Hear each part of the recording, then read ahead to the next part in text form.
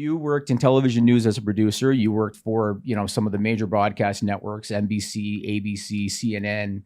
And in 2001, you were a producer for WNBC in New York, and 9/11 happened.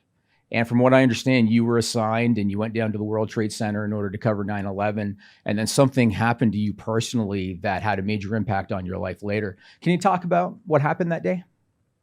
Yeah, well, you summed it up really well. I was sent down to cover the unfolding events.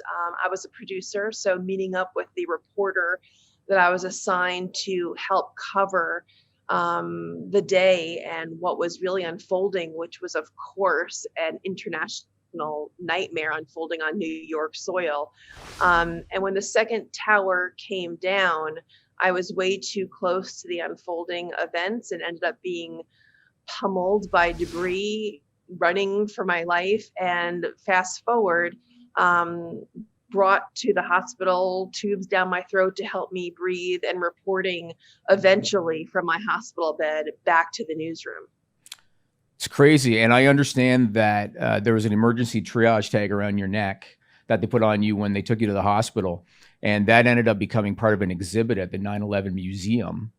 I'm really involved with the National September 11th Memorial and Museum. It is an institution that if anyone who is watching this, listening to this, gets to go to in New York, I highly recommend it. They get so much of their funding from ticket sales. So I'm a big proponent of people, visiting.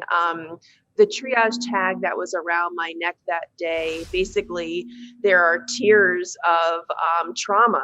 One is, it's black. That means, of course, you're no need to go to the hospital anymore. You're dead. There were a lot of people that lost their lives that day, and I was incredibly lucky not to be one of them. And so my experience in many ways pales into comparison to the people who lost loved ones, to people who were injured that day and survived.